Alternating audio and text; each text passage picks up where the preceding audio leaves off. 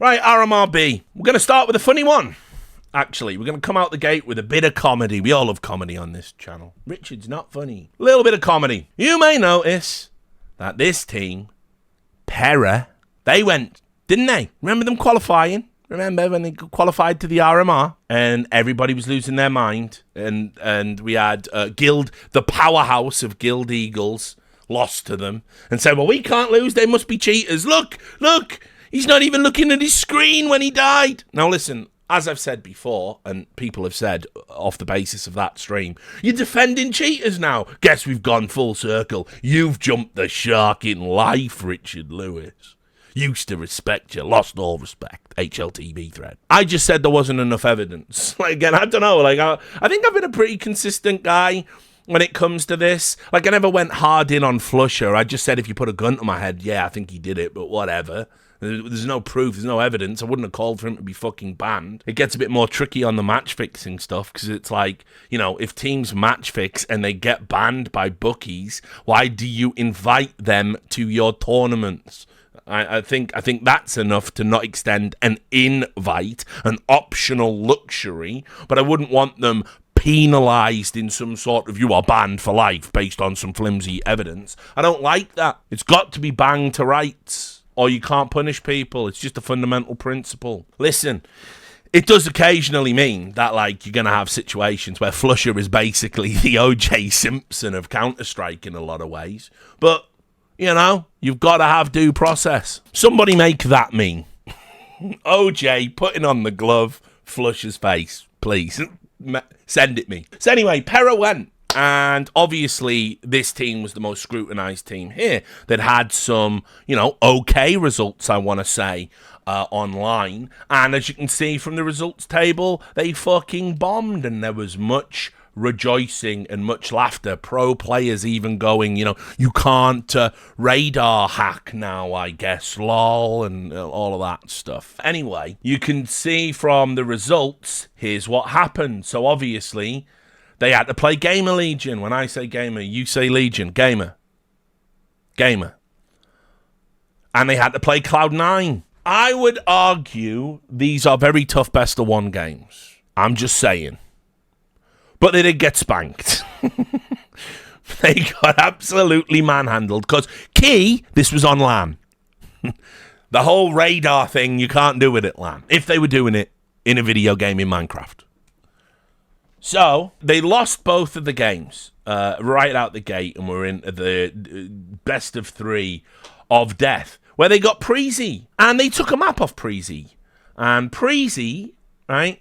Even though I think immediately after the RMR, they were like, we're up for sale. If anyone, we were only in it for the stickers. They took a map off Preezy, and Preezy has, like, you know, Refresh and Roy and Dupree. Like, it's a fucking decent, it's a nice little decent team. You know, lower, it's in that grey area between like 1 and 2 in the tier list.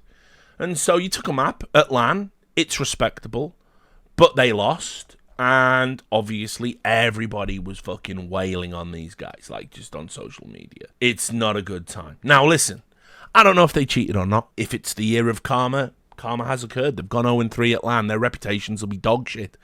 When things like this happen to teams like this with these sort of weird reputations, this is usually when they disband. They, you know, like after C, Akuma, etc., all of that. You know, fucking entirely possible that PERA just break up and that's that, and their reputation's dog shit forever. But they did get tough. They did get tough games, and I want to add, I do want to just show you the type of matches like that were happening that everybody was getting up in arms about. You can see, you know, they beat like Guild Eagles. I don't think that's a big thing, but you know, like, you know, they lost to like Sampi in a best of 1 in that European league. You can see here they lost to ECSTATIC, lost to Koi, lost to Astralis. It's like the type of results that happened at LAN have happened online as well. So, I don't know. Make of it what you will. I still don't think there's enough there to condemn, but I'll fucking do it for the memes. Ha ha ha. Welcome to LAN, fuckers. Right. And also, just want to show you, this is something. The organization Aurora. Woohoo! Look, check this out. When they started the RMR, because Everybody assumed they were cheaters, and everyone was so hyped up to see them fail. Look, this is one of the most outrageous tweets I think I've ever seen an esports org do. But I fuck with it. I like it. This was banter. This was pure banter. Aurora are doing a PERA giveaway. For every round won by Team PERA at the RMR, we will donate them skins worth $322. Now, 322, in case you don't know the significance of the number, it was the solo, the Dota player match fixing scandal. And basically what happened was, I can't remember the name of the team now, was it Kiss Rocks or something like that, but whatever anyway. Basically, he placed a bet in a game, did a fix, and he only did it for $322. And so that number, 322, it just became shorthand for any form of match fixing. Yeah, he placed 100 on a 322 odds, so he would have got a $322 return. And so obviously he got caught, and because of how it worked back then, because I want to say it was 2013, it might have been 2012, but I think 2013, how it worked back then was basically it was sort of just orgs, and I think it happened in a Star Ladder event, and so he was banned for a year, and Valve mirrored that ban.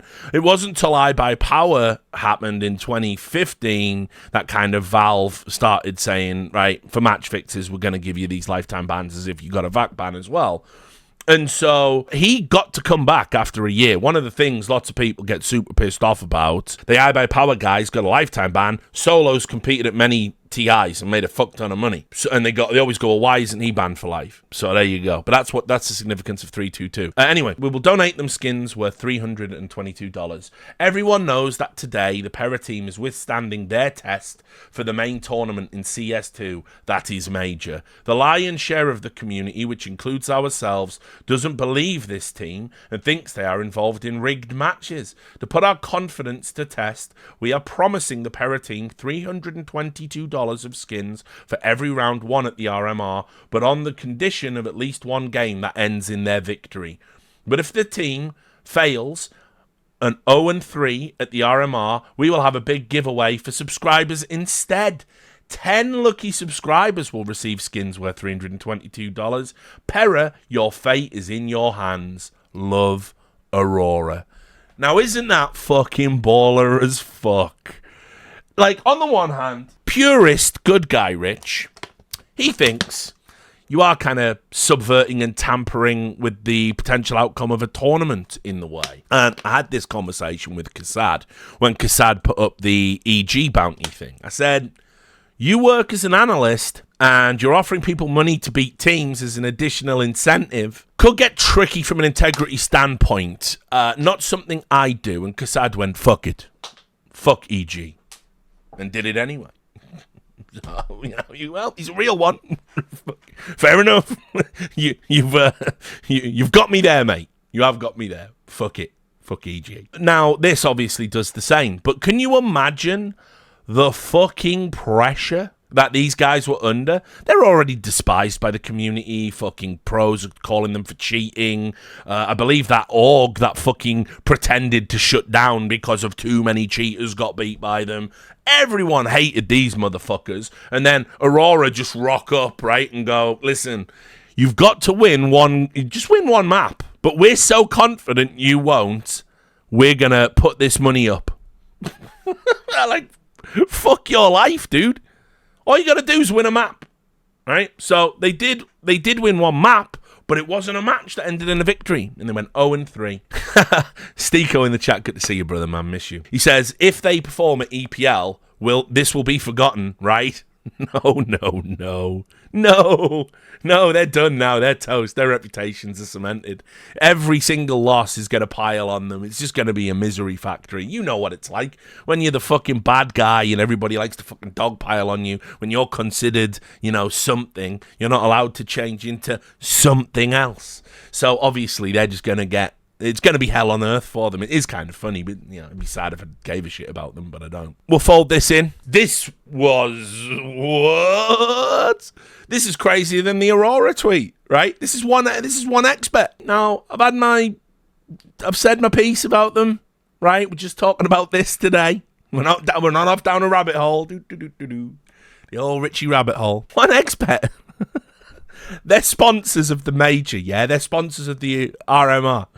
They sponsor almost everything. They're an HLTV sponsor. They sponsor ESL. But they sponsor this particular tournament. And so, look at this tweet, guys. It's fucking so wild. EU RMRB has already started, where the team PERA will compete. But there is a nuance. Players with video evidence accuse the team of using, in bold, they put it in bold, of using radar hacks, and the regulator of such cases, ECSTATIC, is inactive about that. Our partners, Aurora, do not believe in such online warriors and are ready to offer them $322 for every round, but on the condition they win at least one game. And if the radar hack enthusiasts finish the RMR with a score of 0-3, we, together with Aurora, will launch a PERA giveaway with 10 set of skins worth $322 each. And in the fucking tweet, they've got the video that everyone accuses him with a fucking ECSTATIC tattooed on blind Bart Simpson's forehead. This is like so wild to me. Like, official major sponsor, by the way. Like, and it's like, oh, right, again, purist Richard Lewis. Purist good guy Richard Lewis. This is unacceptable. You shouldn't be doing this, really. You know, you're applying pressure to a team where, you know, to compete, and it's not fair, and it can subvert the outcome of the tournament. You have a financial interest in which way it goes. Jaded asshole Richard Lewis. This is fucking based as fuck. I fucking love this. More of this. This is actually hilarious. So, you know, you wake up some days and you're a jaded asshole. You wake up some days you're not a jaded asshole. You know, I don't know. But this whole saga was just so fucking crazy. With, of course, the cherry on the cake. Chef's kiss. Michelin star. Fucking they did go 0-3. Their lives are over. Like, this is like pissing yourself in school. It's over. Like, you're always going to be little PERA piss pants. It's just over for you guys. So yeah, just fucking great. What a hilarious little saga. So that was the PERA. They crashed out. We don't really. There's lots to gloss over in B before we get to the actual meat of it all. You can see Astralis. Ooh. Guild Eagles. Just a few quick thoughts on that. Guild Eagles obviously are specialists in qualifying for the major. They don't do anything when the majors aren't there, and then, oh, qualify for a major, fucking love stick of money me, should we start trying again? And they do. And so this led Guild, who are that sort of, you know, UK esports org or whatever, and you know, I don't know if Banks is still managing them, who fucking knows, but anyway, they picked them up on the basis, well, they always get to the major. But they didn't get to the major. What about your stickers today, dickhead? Right? They didn't do it, and it was. I think it surprised a lot of people. Let me just show you their path. Super close BO1 against Mouz, who obviously went 3-0. We'll talk about that in a second. And then they lost to ENCE, which, by the way, love this fucking story. Then obviously they beat Nexus. Close series again, and then they beat Preezy, and then close series again, and then they lost to fucking ECSTATIC, like fell at the last hurdle. And I got to say, probably for me, one of the stories of this RMR. Like, you know, if I do any content around the major, I do want to sort of dial in and talk about ECSTATIC, because people don't really know about this team, don't really know who these guys are, but they really fucking played well and played their hearts out all through the tournament. They had no right whatsoever to kind of be going. And, you know, they did it against, like, you know, it was pretty stacked odds against them, really, if you look at the teams that were in RMRB. I believe, yeah, this is Zippel's team. I think he's one of the skins guys I actually do follow and sort of don't despise. He seems okay. Seems a cool guy. So yeah, I think it's a pretty cool story. Like, listen, a lot of people talk about like all these players that are on the come up or whatever. I really like the look of obviously the guy at the top there. I think it's pronounced Kragan, and Salazar impressed me. I thought Salazar had some like super impactful rounds, like some big clutches, and so like there's players there. This is kind of interesting in the sense that when I was talking about Fnatic in the RMRB, this is the kind of thing I would do if I was them now, rather than going through this dog shit patchwork of insert player, insert player, insert player, and just keep rotating meaningless, no consistency lineups. These are the kind of teams, like, if you have to min-max, don't min-max on an individual basis. Min-max on a team. Get yourself a team that, like, remember when the Boros iteration of Monty? Remember that? Remember that iteration of Monty, and they were just grinding it. They were the kings of tier 2. They got to play the tier 1 guys, and they fucked them up. You pick that up as a team. You get them all. Right? You don't say, oh, we'll have Boros, we'll have Wonderful. There's something cooking there, and you can fucking, get it all. Yeah, actually, worth noting, it was his keyboard hand, but Kragan did have a cast on at this tournament as well, I think. So that's kind of cool. Like, just, something that I'm sure was said ad nauseum on the stream. But, you get guys that are invested. They haven't had the taste of success yet. And you plug all 5 in, and you go, right, see this fucking jersey? Right? Fucking, look at that logo. Yeah. You're playing on the same team as fucking Flusher JW, Crims, Olaf Meister, fucking Pronax. Go further back, Get Right Forest. That's our fucking legacy right there. Right there. And by the way, the guy telling them that is fucking Khan. Right? Show me. If that don't fucking motivate you, you're a piece of shit. So, it's like, meanwhile, it's like, okay, we've got Afro and Body. He's been pottering around tier 1 forever, never really took an opportunity. We'll get this guy. We'll get this guy on loan from a big academy or whatever the fuck's going on there. And it's just like, that is not how you make a team. If you're going to gamble on 5. Don't gamble on 1 or 2 every 6 months. So anyway, super happy that they got through. This game, by the way, I just want to say, I'm going to segue into a general topic here, which I know it'll come up when we talk about ENCE. The Guild Eagles, right, listen, this isn't aimed at them specific. Don't take it the wrong way. About to say something controversial. It's going to be one of those. Clip this out of a 2-hour video and put it on Reddit. Why is Richard like this? Right, there was a lot of crying in this RMR cycle, and I have cried on stream many times, long-term viewers, emotional guy, wear my heart on my sleeve, guys crying, nothing to be ashamed of, right? And crying in a sports setting, totally acceptable for me.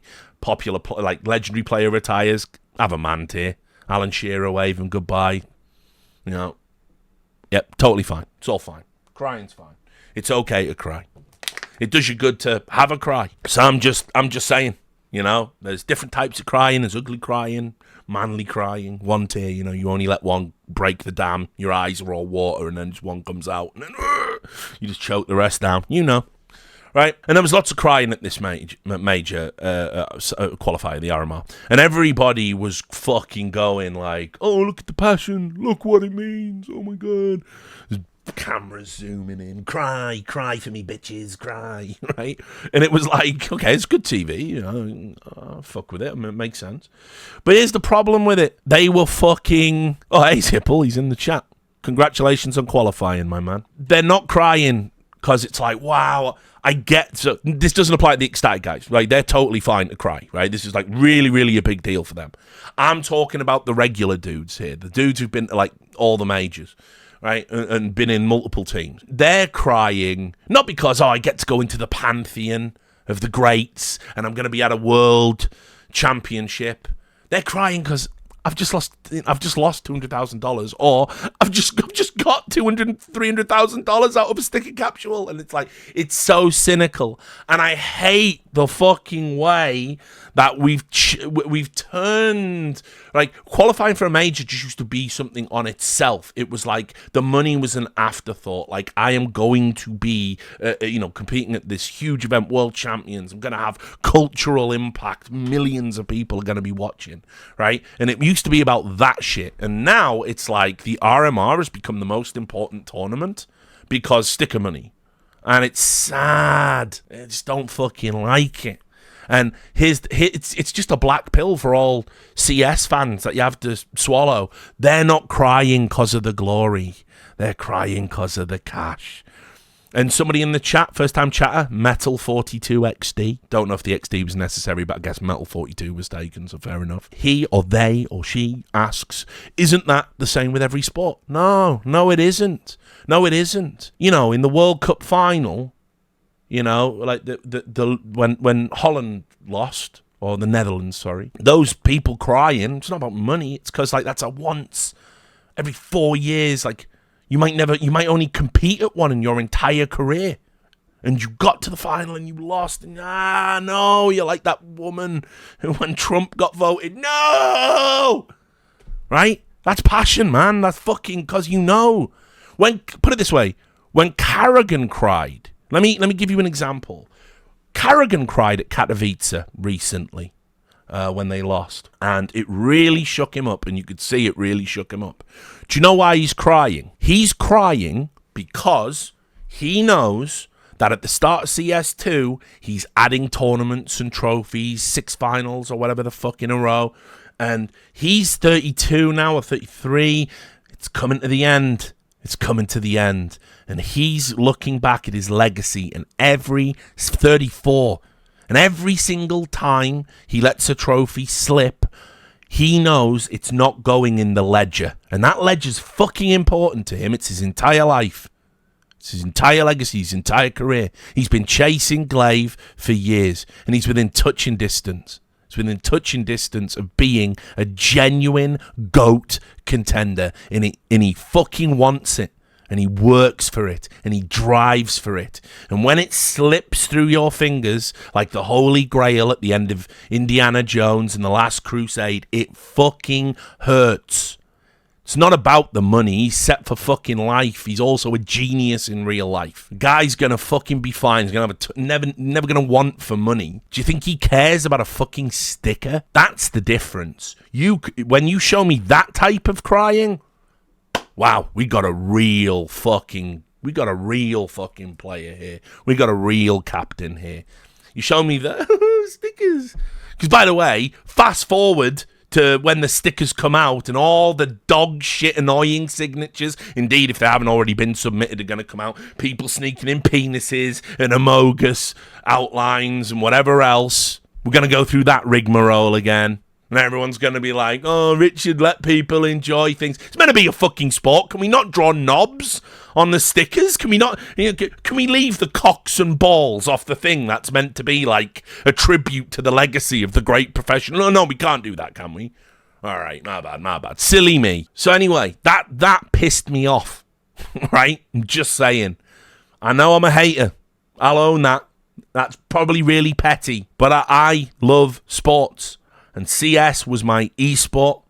And it's like, I think about the times I've seen players when they've lost and they cry. And I think about the times I've seen players when they win and they cry and they show emotions. I think about how I've been privileged enough to be in positions that have given me really good insight and perspective. Like in Stockholm 2021, I spent a long time talking to Nico in the bar after, obviously, the Deagle whiff happened. And there were lots of rumors flying around. You know, somebody said he had to run off stage and vomit. That was a rumor. It wasn't true.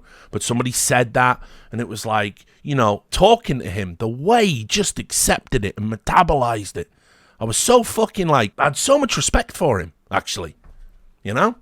And this is what I mean. Like, you find out who's real and you find out who's fucking phoning it in. And I don't like the phonies. I don't like the fucking phonies. I want people that can just failure.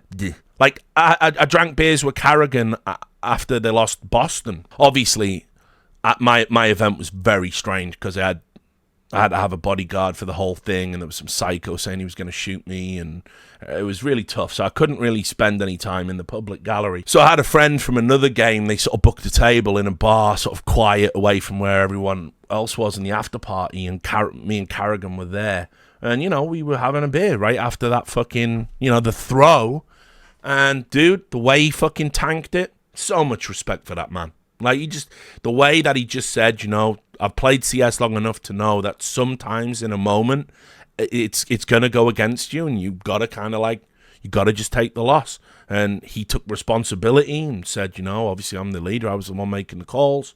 And it's just like, you know, just totally stoic about it. Like, you got to respect it. Crying because you've made $200,000 off stickers? Yeah. There's some people that might be life-changing money for. Maybe it's life-changing money for all of them. But what about the game? What about the glory? So I don't know, I'm old-fashioned. You know that. I'm a boomer. What do you expect? I'm more and more grey in my beard by the day.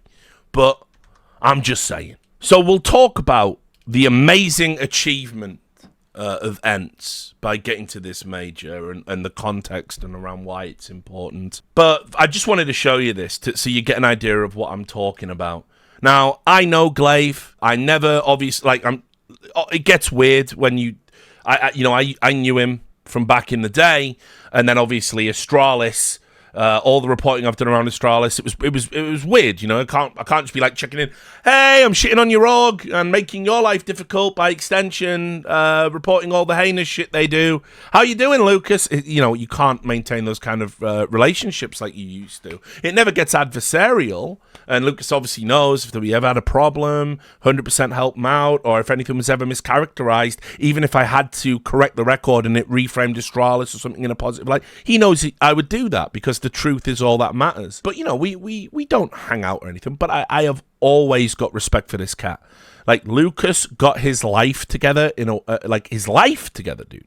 He went from being the guy in Copenhagen Wolves who wouldn't sit down and play unless his girlfriend was allowed to stand behind him, and delayed a final by like a fucking hour while he had a tantrum about it, to getting really sick with a collapsed lung and being laid up in a hospital bed, not knowing if he was going to make it and pull through, to being the greatest IGL of all time. Because unlike some other Danish players, config, when he got thrown a second chance and a lifeline, he grabbed it with both hands and worked every single fucking day. Do you see the difference? And so him qualifying for this major, think about it.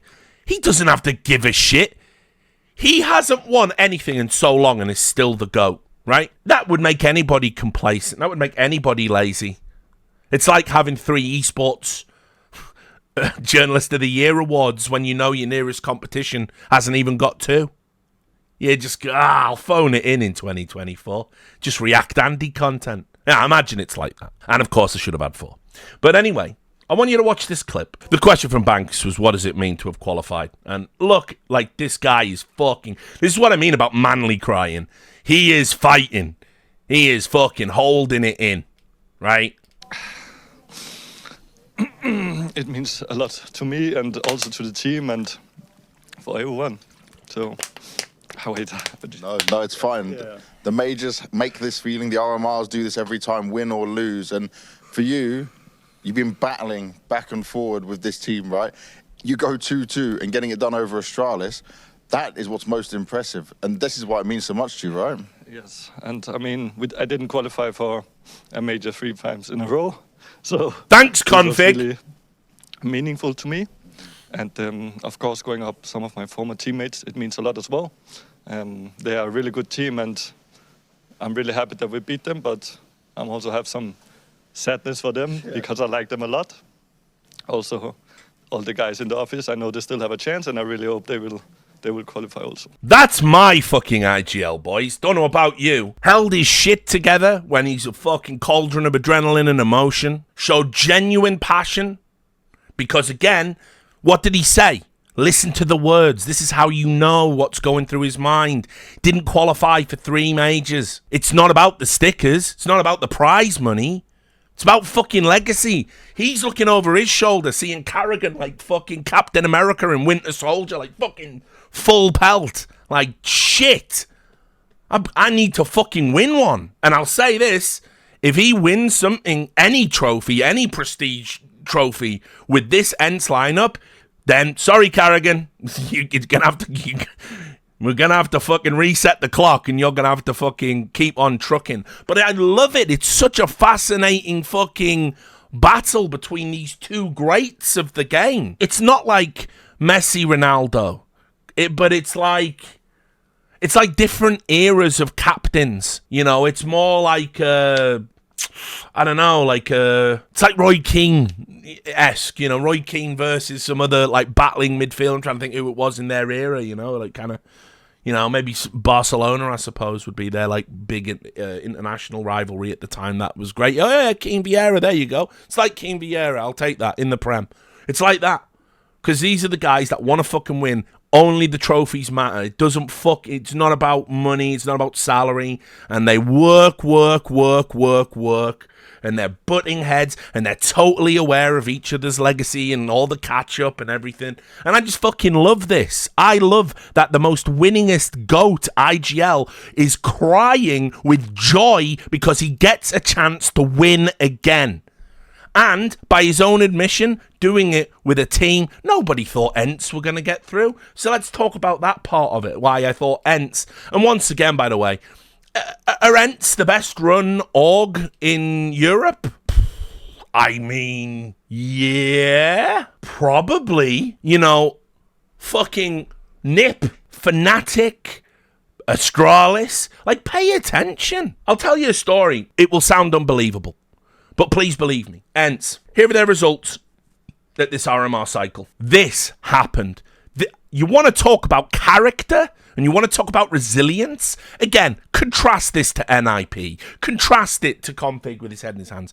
They got 13-0'd in the opening game against Spirit, and everyone memed on them and said, oh, you've just been donked. Do you know how fucking demeaning this is? Do you know how degrading this is? You know how depressing this is? And other words that may or may not begin with D, when you've been donked and everyone is giving you shit because your opening game at the RMR, right? They shrugged this off. They made fun of it. They were doing memes. They were like all putting out memes going, you know, hopefully get one round next game, stuff like this. This is how you know Glaive is the real motherfucker, because he's got a roster here, right?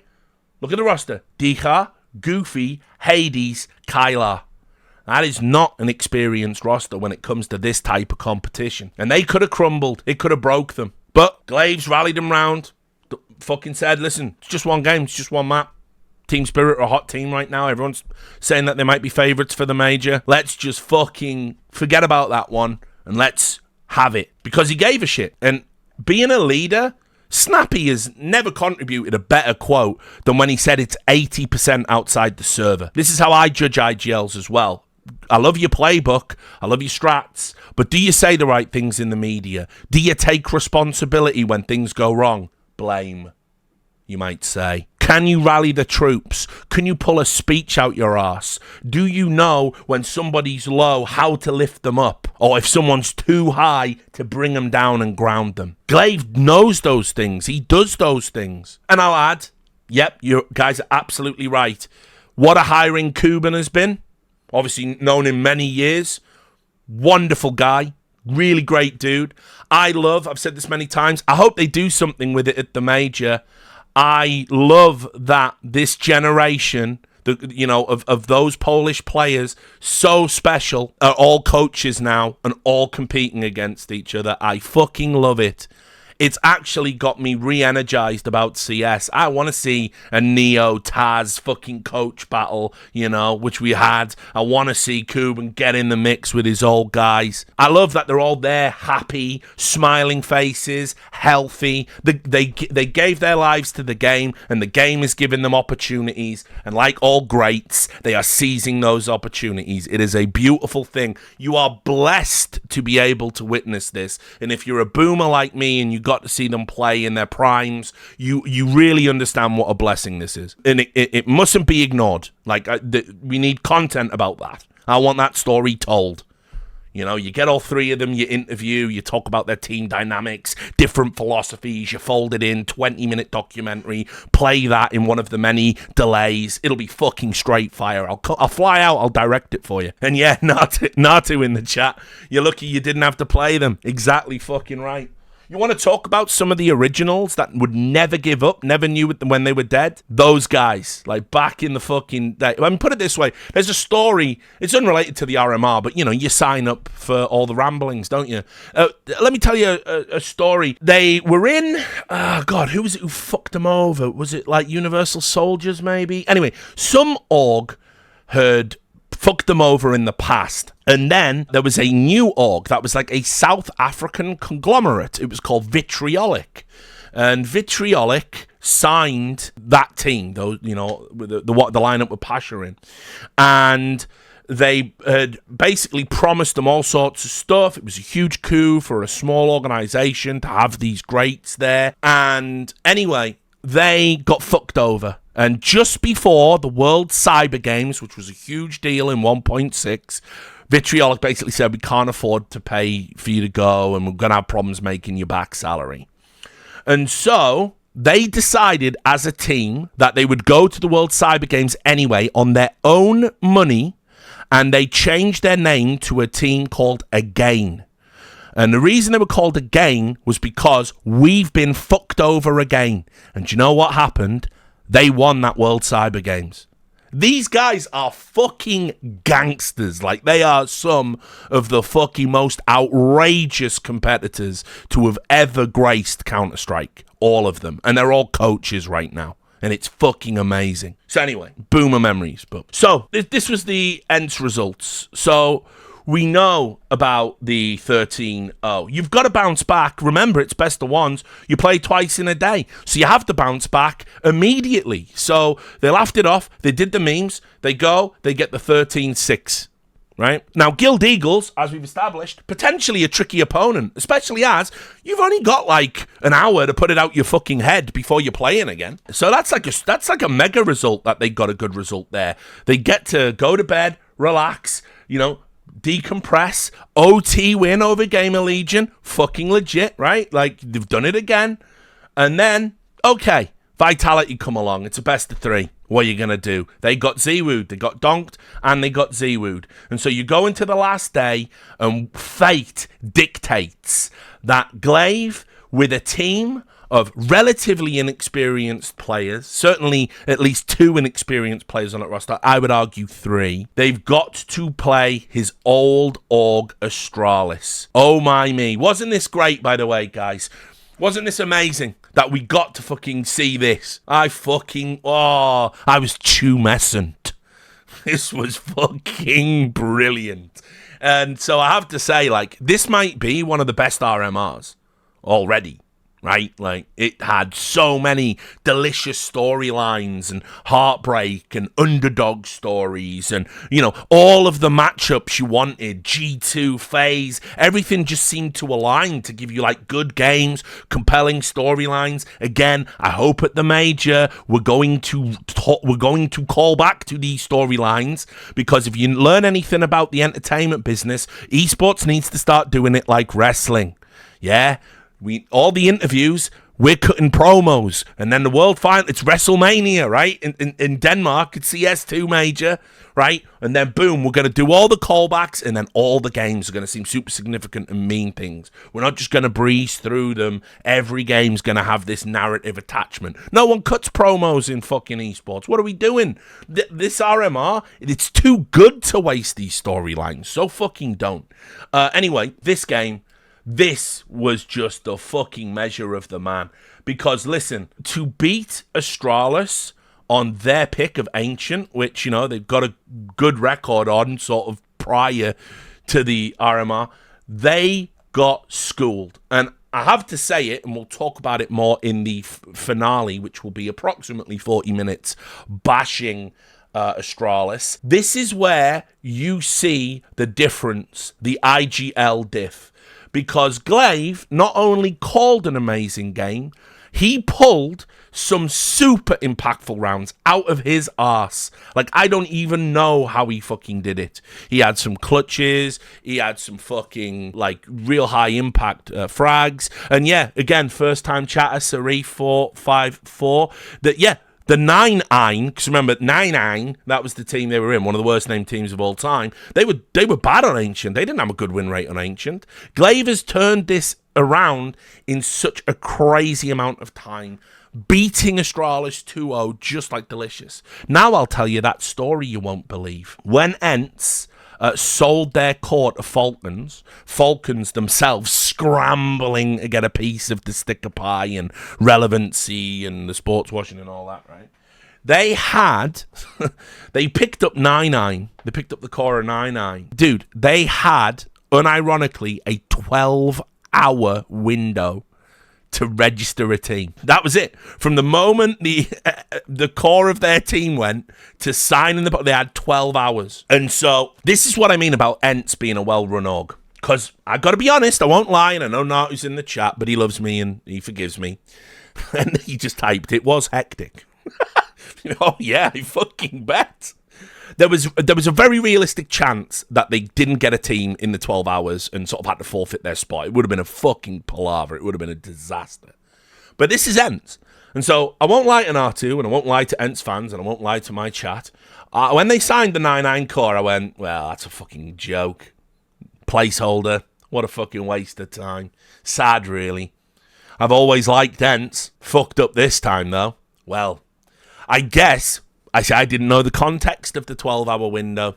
And I guess if you've got 12 hours to put a team together, pay attention, Fnatic, Nip, all you other failures. It's too late for EG. I guess bringing in a core notorious for upsets, who've all played with each other, and would love the opportunity to play with a literal legend.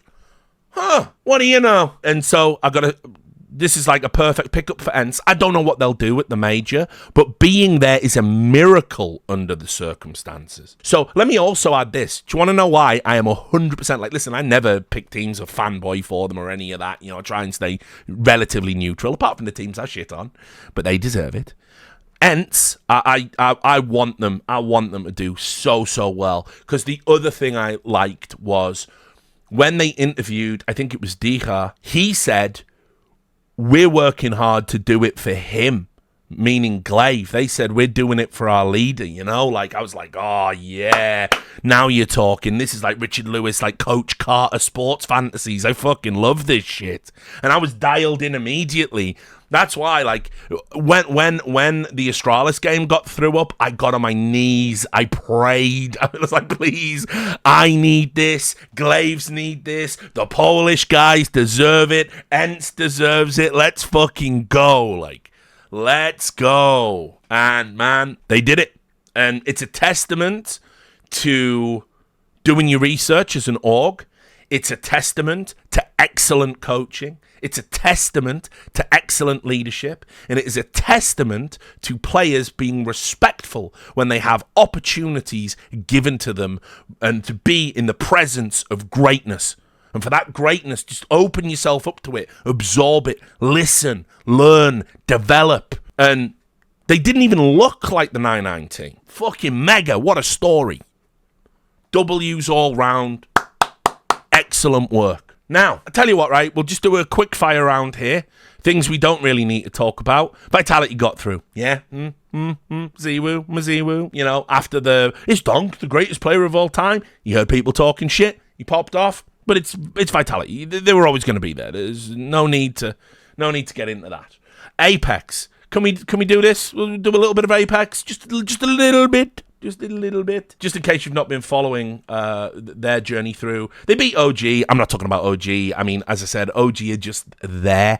You know what I mean? It's like you put the Christmas dinner out and you've got the mashed potatoes and you've got the orange flambéed carrots. You've got the turkey, obviously. You've got the stuffing. You've got the gravy. And then just over there are the parsnips. And it's all right, actually. Yeah, and you know everything. We're putting all the leftovers in the fridge and just a full tub of parsnips. You know what I'm talking about. We've all seen the parsnips. That's what OG are. They're the parsnips of the Christmas dinner. Unfortunately, it's just how it is. So we're not talking about that. But anyway, so Apex, they beat OG, who as we've established, is just there. Then they lose to Cloud9. But I'll tell you, this game was on a knife edge. There were like one or two mistakes, or I shouldn't even frame it as mistakes. Cloud9 were really good here. We'll talk about that in a moment. But it was super close. It was way closer than I thought it was going to be. And I was like, oh, all right. My boys. Then they beat Monty. Obviously, Monty were having some issues. I think SDY was sick. And that's like obviously a huge blow to them. So, you know, sad. Just a matter of timing. I think it was like chickenpox. Like adult chickenpox is horrible. So whatever. So they beat them. And then we get into the best of threes. The ECSTATIC series was you know, really exciting and good. And Apex got through. And you can see, like, again, just how close and back and forth this was. This was a real game of Counter-Strike, man. Like, these teams wanted it. They were playing well. Like, yeah, Zipples, like he says, I was dying. You would have been. This had so many back and forth moments, like, epic plays. It was a good series. It's not Bet Boom Cloud9 levels are good, but this was one of the better series in the RMR. Salazar with that huge clutch, it was fucking sick. It was really, really good, a really good series. And look, here's what I love about this team. Right, here's what I love about it. So if a team like FaZe is the Avengers, right? Yeah, they've got Iron Man, they've got Captain America, they've got Thor, they've got the Hulk, right? This is Doom Patrol, okay?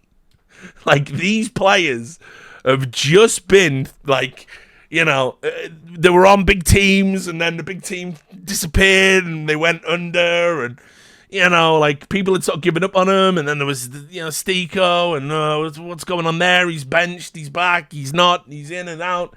Nork, obviously, dropped for Device. Device drops himself on the bench. Fuck your career. Fuck your stickers.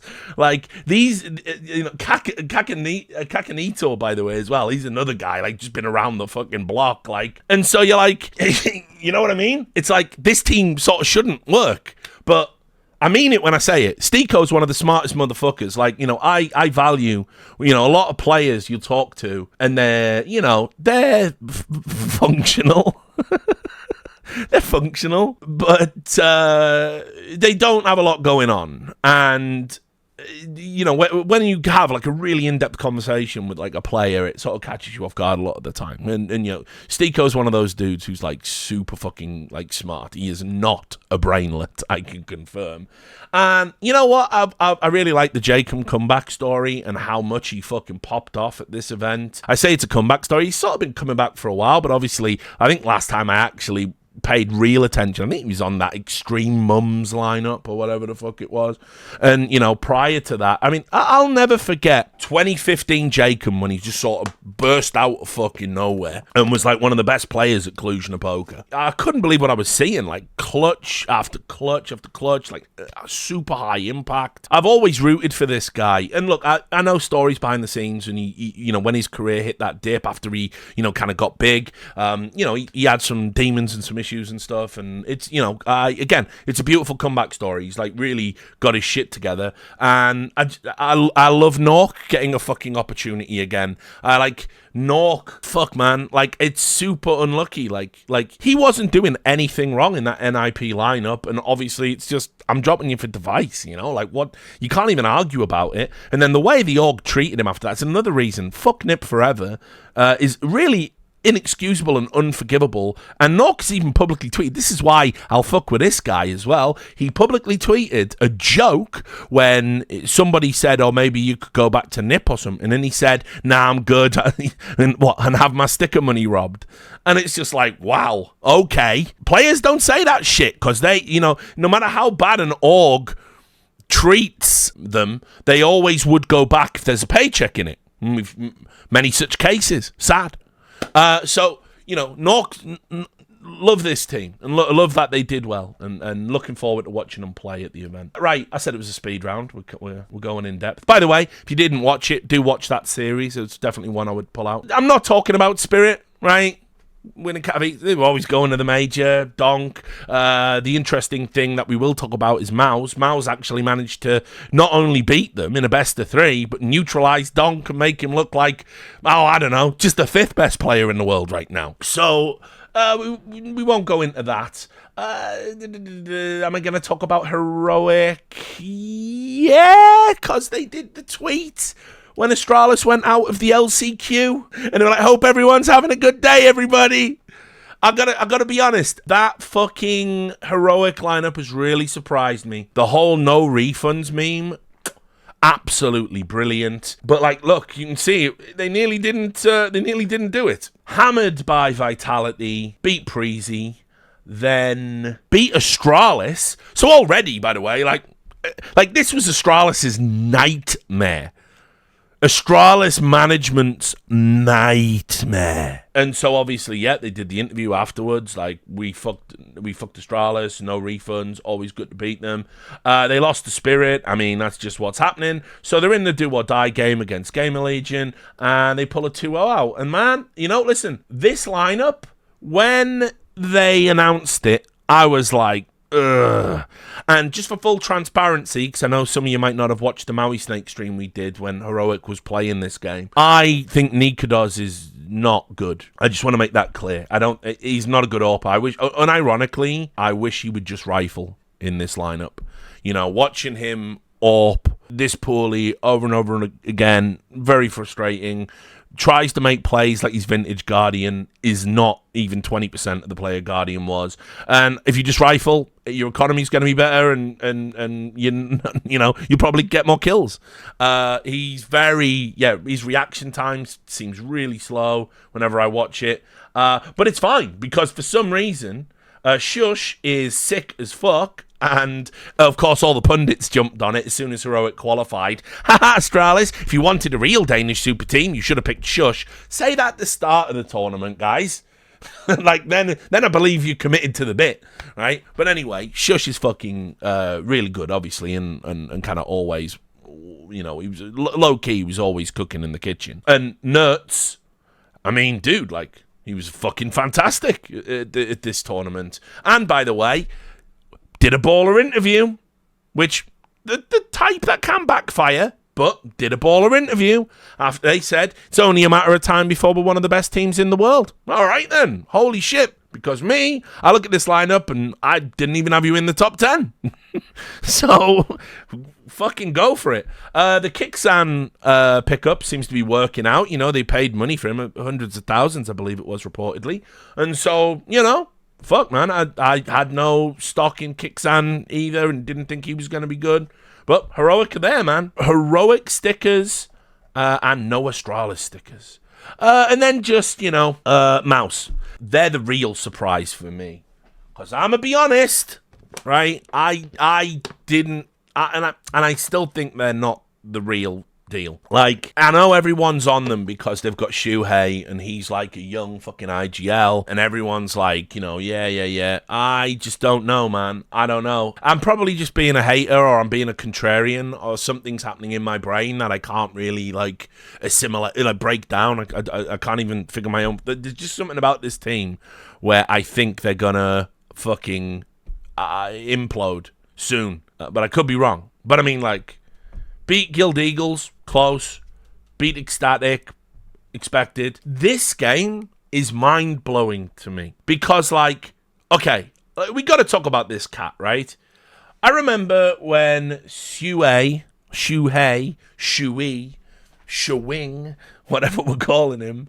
I remember when this guy was, up and available, and everyone was talking, after the Gamer Legion thing, where's he going to go? And everyone was speculating wildly and saying, he should be the guy to replace Carrigan. The time is now. He should go to G2 and replace Hooksy, right? And I was thinking to myself at that time, he ain't ready. He's a kid. He's had one good run with Gamer Legion, blah, blah. Let's not fucking go psycho. Let's not ruin another good thing. We do this all the time. Someone gets good. We meme them into the big show, and then they're disappointing. See all of the signings from, where's your Cypher now, dickheads, right? Immer, all of this. And so, when he went to Mouz, I was like, you know what? That's wicked. I'm actually made up for him. That's the right move for a young IGL. He's 21.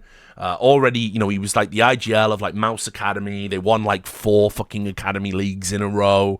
You go, all right, okay. He's come home, So I fucked with it.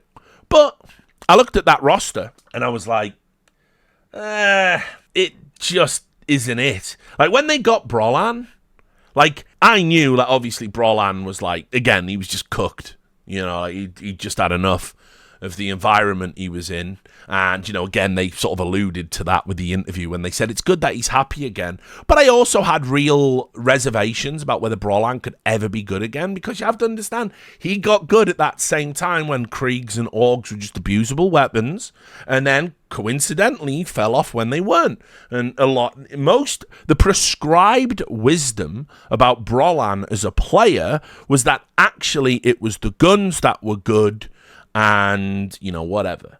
But for that guy, his career trajectory, he went from Fnatic to NIP. Like, talk about out of the fucking frying pan and into the fucking fire.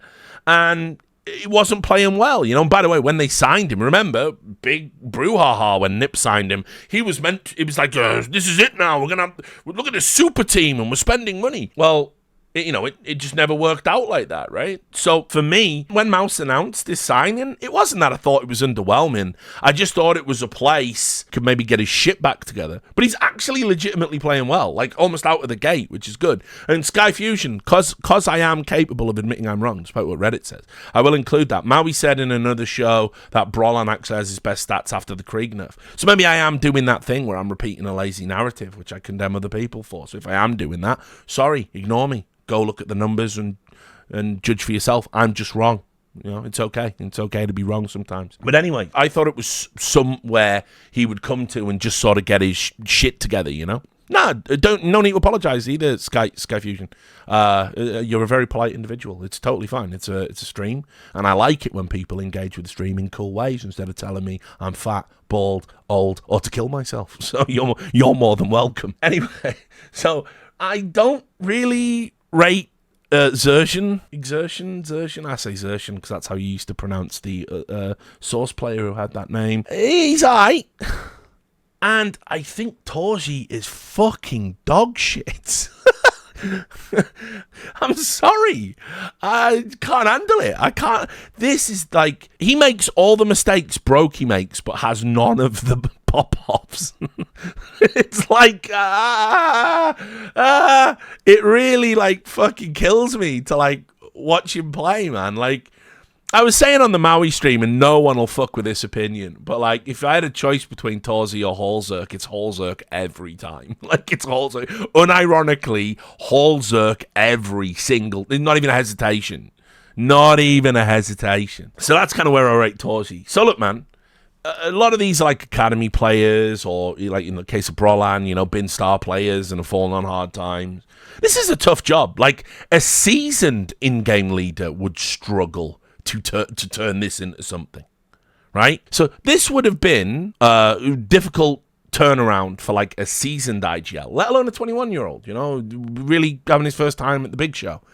And so I was like, Mouz, I'm going to do shit. And I still kind of believe it. Like, I think they're overachieving. But I will say this series showed me something. Like, showed me something about Shuy that, like, all right, you had my curiosity, but now you got my attention. Because Spirit are on a tear right now.